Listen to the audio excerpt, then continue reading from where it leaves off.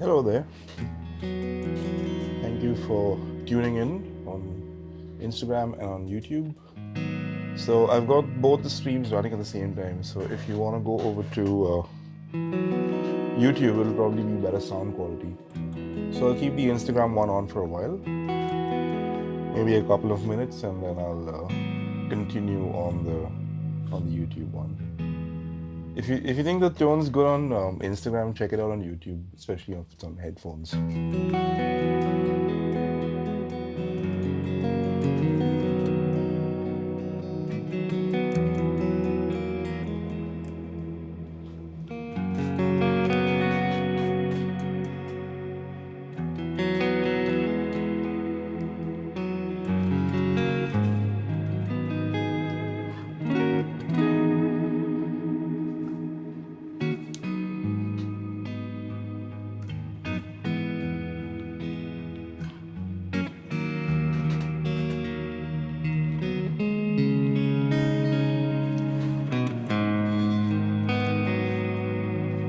Welcome to the stream if you're on YouTube and on Instagram.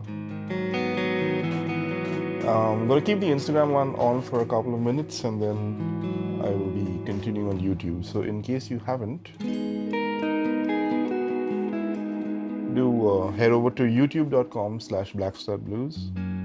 I'll be on there for another hour or so.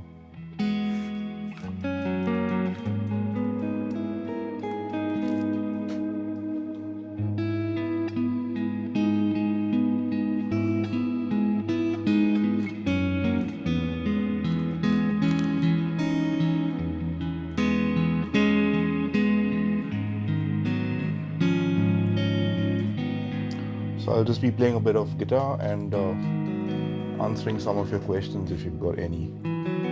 So youtube.com/blackstartblues is where I'm streaming as well.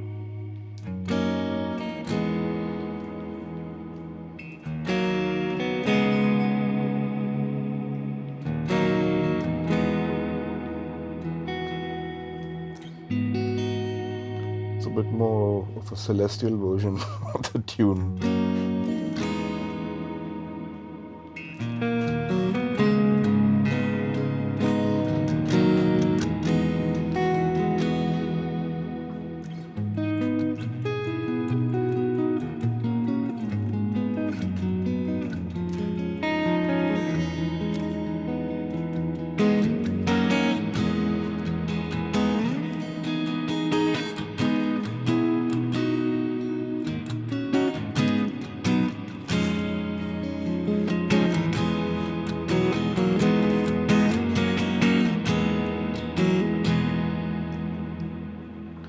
So I'm moving over to YouTube, and in case you haven't signed up there, it's youtube.com/blackstartblues, and I'm continuing the rest of the stream there. So see you there, Instagram, and here we go. Cool. So welcome to YouTube. Hello, Rahul. So Jyoti says, could you give me some tips on using the pedal board? You use a wah, boost pedal, multi-effects pedal, and an overdrive pedal. How do you put them in order? There's no really fixed rule. I'll tell you what I would start with. In case you don't have a fuzz or anything like that, a wah is a good starting point. So you'd go wah, overdrive pedal, and then put your multi-effects.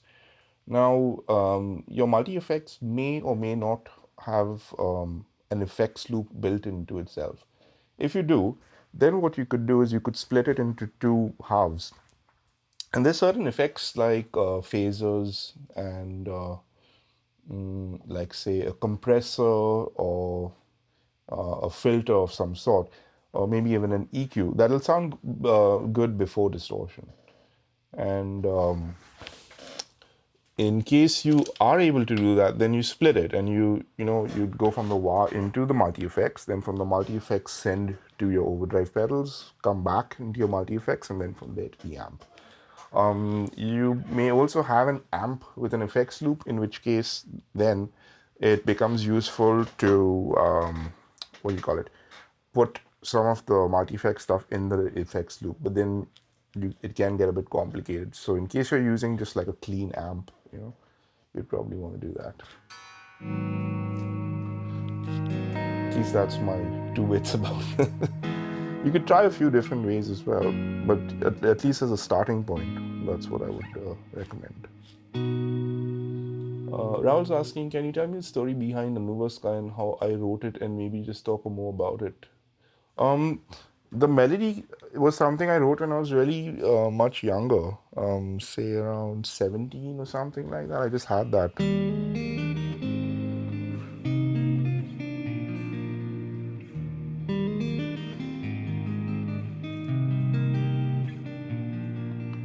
And I think I just may have continued this.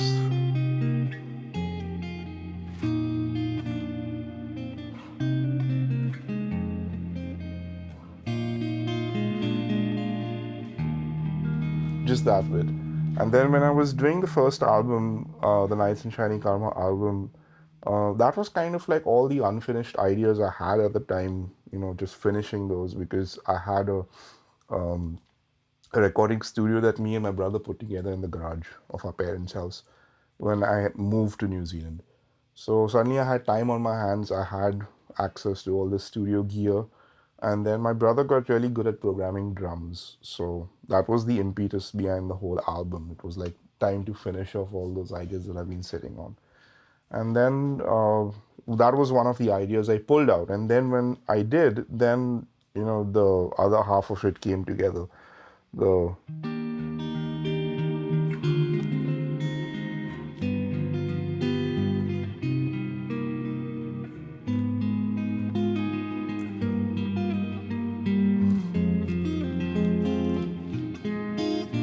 that section. So, the whole song got completed pretty quickly once, we got the ball rolling. I think the first one I did on that album was Soar the Sky.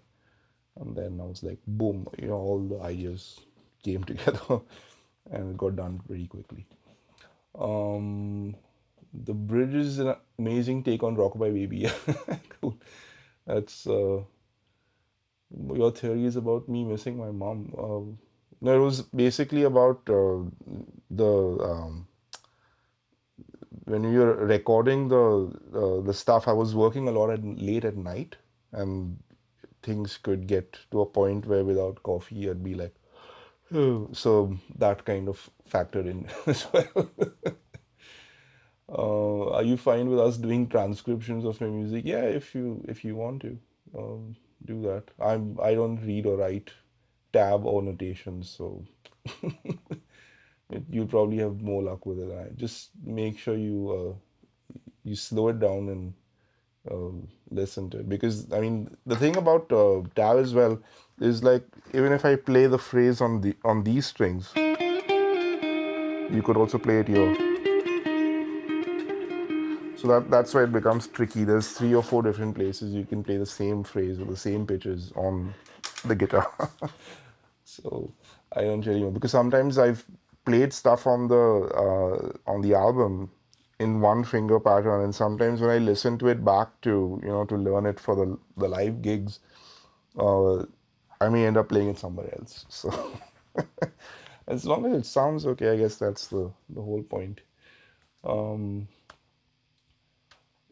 so Bijot is asking one more thing. I play a telly through my pedal board and it hums a lot when I put the wah in this order. How do I get rid of the hum? Hum is a difficult thing to diagnose, especially on a YouTube chat. It's basically trying to eliminate a few different things. You could have a ground loop. The wah could be picking up interference from somewhere. You could have a bad cable. There's a few different reasons why your rig could be humming, and unfortunately, diagnosing noise is one of the toughest things to do remotely. So yeah, you'll have to try. Make sure your power supply is decent, and the amp is grounded properly. Sometimes if the amp doesn't have proper grounding, it can hum really loudly. Um, Chicken ice cream says I transcribed it with my ear. I just find some phrases really tricky. Yeah, the whole thing is you can slow it down and figure it out. That's what I do every time I come across something tricky. Is slow it down and play it at half speed for quite some time, and then slowly ramp up the speed. So anything I'm trying to learn, I'll put it into either Cubase or VLC player and then just, do a slowdown on it. That really helps. Especially anything that you transcribe as well, make sure you got the rhythmic context proper, because you can listen to guitar parts in isolation, and then you can hear it in context with the rest of the rhythm section, and then because sometimes where you think the one is may not be where the one is. So yeah, the rhythm is something to keep in mind. A lot of 7 to 3 higher octave transitions and some other things. Yeah, I don't really know. Generally, I'm just hearing melodies in my head and trying to find them on the instrument. And if I can kind of get close to what I'm hearing in my head, like I'm doing good. Jevin is asking, you are such an inspiration. Thank you. The chorus section on Blues for Gary. Any thoughts of what led to the composing of that? It was just a melody I heard. I'll tell you if you in F sharp. I'm tuned down a half step, but so yeah. So I was going. I like one aspect of it is where it goes. This is your one minor, right? That's your 5. It's your 6, and this 7 is like a E11 I play, and then the same chord progression, and then you play B minor instead of the D major. You're playing the relative minor, and again that 11 chord. So you've got this A chord progression and a B, which is very similar to the A, just one chord change. You've gone from the relative major to the minor, and then you play the A again, and then just you do the whole song. I think on the whole, the mood was very influenced by a Gary Moore song called Blues for Narada. So if you check out that song, you'll kind of get a very clear idea of where my head was in at that point of time. Listening to a lot of that album called Ballads and Blues. It's like a compilation album. Used to have it on cassette. That song, I think, was like one of the best guitar tones of all time. I think it's probably a Les Paul and a Soldano or a Marshall. Beautiful tone. So if you haven't heard Blues for Narada, that's something to check out. Narada. Can I play my favorite blues lick? What is my favorite? Is it like something with the bend from the 4 to the 5, or like I like the one that starts Since I've Been Loving You by Led Zeppelin. Just that bit. It's a good starting phrase. There's another cool live album. It's got Larry Carlton on guitar, Billy Cobham on drums, and I think Sandy Jordan on bass. And they do a nice version on Stratus. And when Larry Carlton's solo comes in, like the band gets really quiet, and the first phrase he has, and it just kills you like just like out of the gate. He goes like, so suppose you're a B1, something like that, yeah. I think it's like this. It's like got a ton of weight on it. It just hits you like straight up. So check that song out. I think it's called Live at the Greek. That's the album name. So yeah, you can find some really cool stuff. They do a nice version of Minute by Minute by the Doobie Brothers on that. Rakshit saying I played in his college a decade back, and he's been a massive fan since. Well, thank you. So got a question. As a starter of blues music, who should I start with? That's a good question. I would say you can't go wrong with B.B. King. There's like a ton of his stuff. I think most of these, legendary blues artists, if you just go to Apple Music or Spotify, you kind of find some kind of essentials or, best of kind of a playlist that you can roll with. But there's a nice live album called Live at the Regal. There's one of my favorite live blues albums. And there's another one called Live at the Cook County Jail that you could check out. Then what about Albert King? There's a nice one called Live Via Blues Power. Again, a nice live album. And from his studio stuff, check out like Born Under a Bad Sign as a starting point. Then there's Freddie King. There's an album called Let's Dance Away and Hide Away.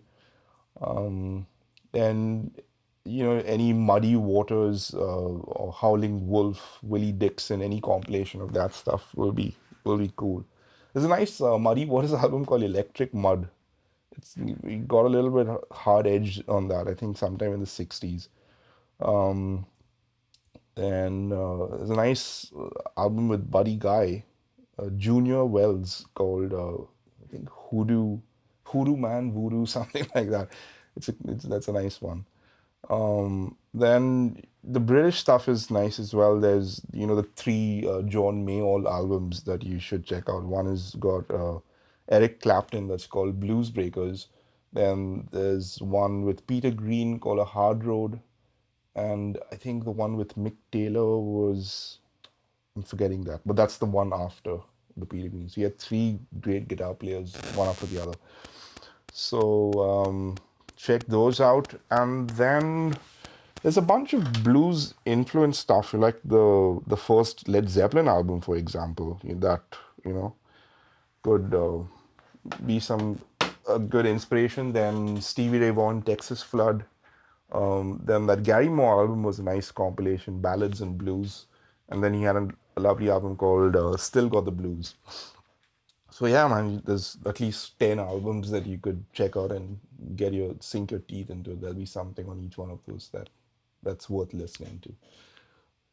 And then, of course, these algorithms, if you type in one artist's name, you'll get suggested a bunch of others, and then you just go down the rabbit hole. Cool.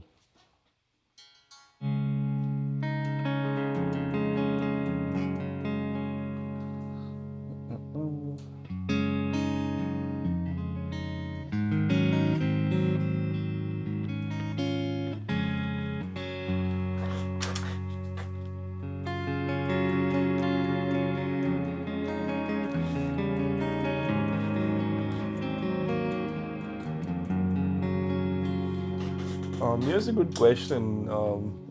Ujjan says, big fan here, could you shed some light on the idea of internalizing vocabulary and making it your own? Yeah, there's a few different things that I could look at. One is like, just let's say take a phrase, okay? Like you've heard a phrase, okay, a simple phrase like that. Now this phrase, suppose you heard it in an A minor context.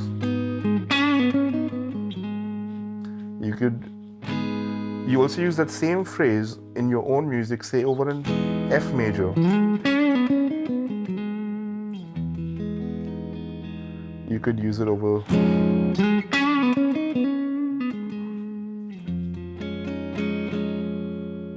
and say you could use it over. So little things like that. It's like you learn a new word and you learn what that word means, and you learn a context in which to use that word. Then over time, it gets integrated into your own vocabulary, and then you don't really think about when you use that word. You know what it means, and you use it in normal conversation. So it's the point of getting a phrase or a chord progression or whatever into your vocabulary to a point where you can use it to express yourself without having to think about its usage in terms of, oh, I'm going to use that. I mean, the first few times you do it, obviously you will be a bit conscious about using it, and you're hoping you're using it in the right context. And then you record yourself using it, for example, and you listen back and you make sure you're happy with how it's going down. And then over time, it just becomes like speaking. So that's what you're aiming for at the end of the day. You could also, like say, now that same phrase, okay? Now if you listen to the rhythm of it, it goes, so you could play a different lick. You could do that, and you could change it a few different ways by just putting notes to the same rhythm. That'll be cool. And you could just listen to a drum fill. That's something I got from Paul Gilbert. He said, listen to a drum fill and just put notes to the rhythm of that drum fill. So suppose you've got a drum fill going da da da da da da da da da. So you can do something like that, or you could use the same rhythm to you go.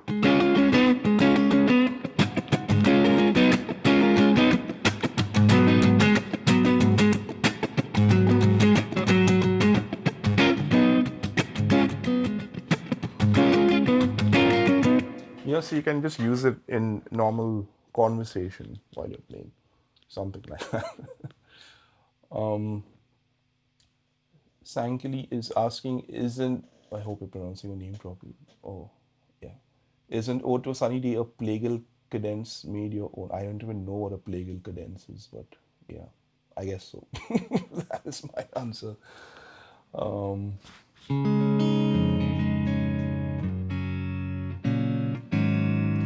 Snack says, give the video a like so that YouTube recommends it to more users. Yeah, please do.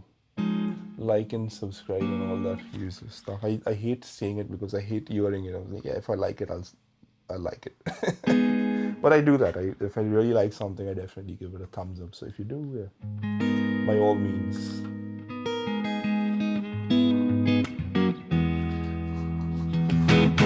It's quite nice playing through this amp because it can go from like this to this lovely clean sound to just by whipping the volume up. So you can go.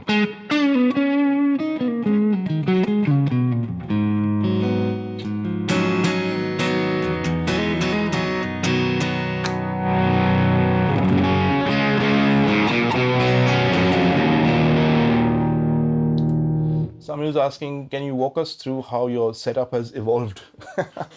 It's a long answer to that question.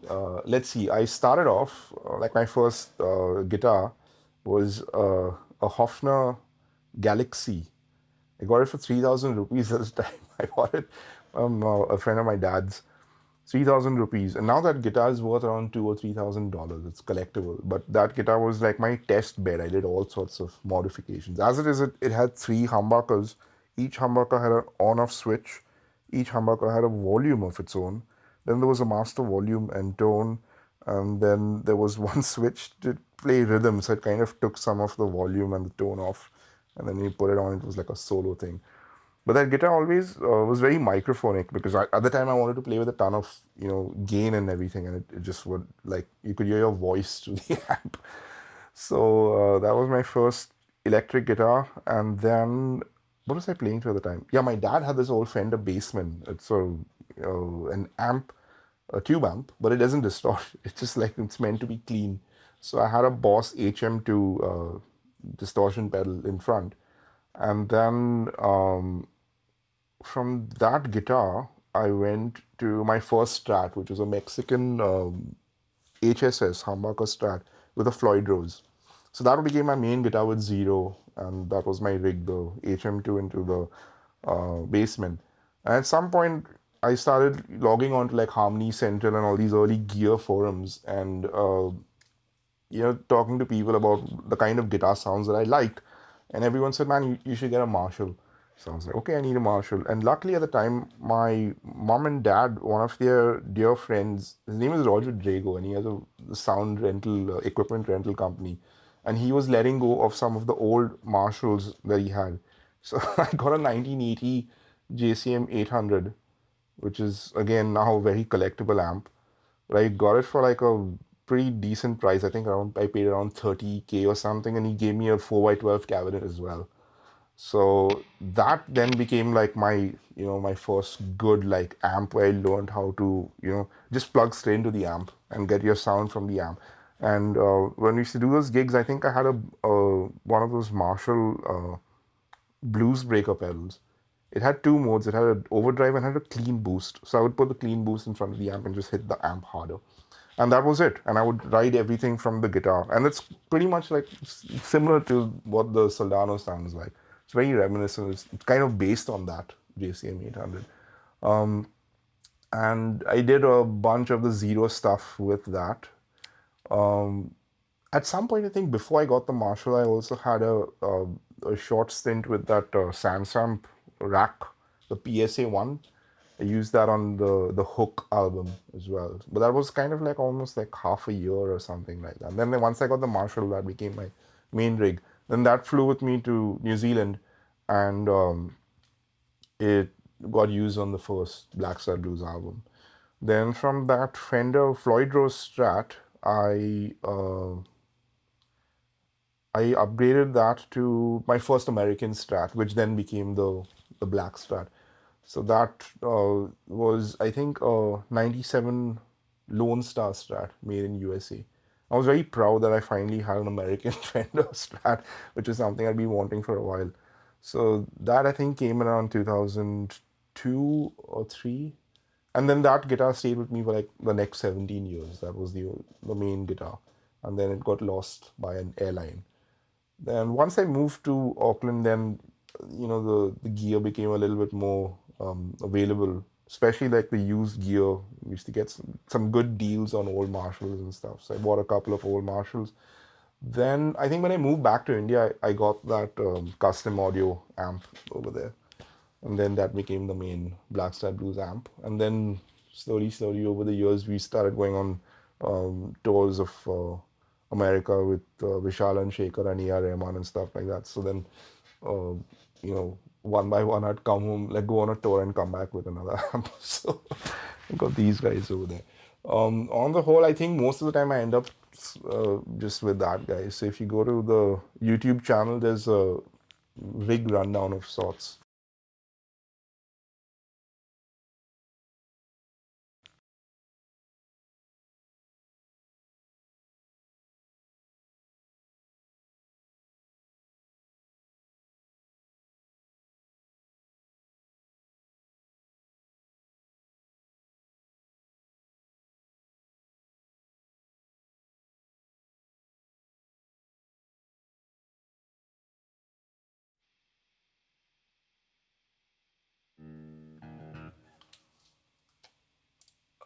Ah, there, it's come back on. Just went dead for a second. Just let me know if you guys can still hear and see this.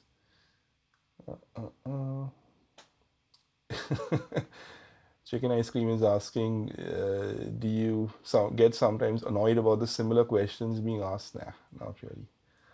Unless it's, sometimes people ask you questions to show you how smart they are. And you're like, nah, just don't overthink it. It's the overthinking questions that sometimes, because I've been there myself. So like really like to overthink music and get very technical about it and stuff like that. There's a whole world outside that which I had the joy of discovering. It's just when you learn to approach music on a more emotional level. I mean, to do that you need to be in touch with your own feelings and stuff like that. So in case you have problems with that, then it's kind of good to do whatever it takes to just open up a little bit.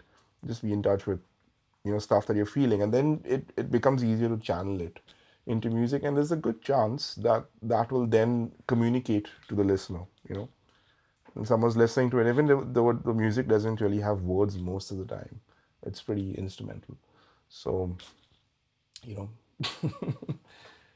that's what I have to say about that. Not that.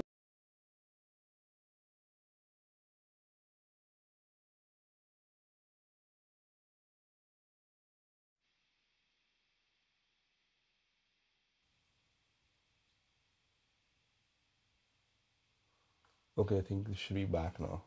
It's weird this Mac Mini is starting to do, because I guess it's getting hotter. you know. During winter, it ran fine because it didn't need any heating. Here's an interesting question. Shashwat says, how to sound bluesy? You don't sound bluesy no matter how much you try. Well, it comes from listening to a lot of it because, you know, the more you listen to it, the more you tend to absorb it. That's the only thing that actually worked for me. But here's something you could try. You know, see, you've got your minor pentatonic scale. That sort of thing. So, what you could do is take this, all the minor thirds, and bend them up ever so slightly. Instead of doing that, you're doing.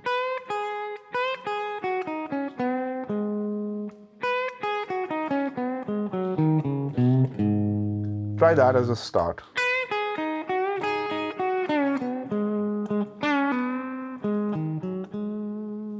You know, so instead of playing, you'd be playing,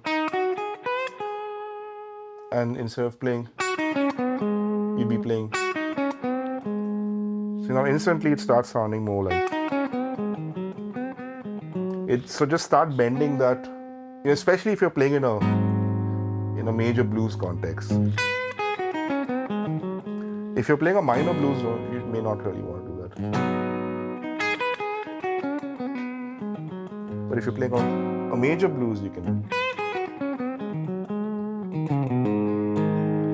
Do I think a minor 7 flat 5 in the third inversion is the most expressive chord to signify deep melancholy?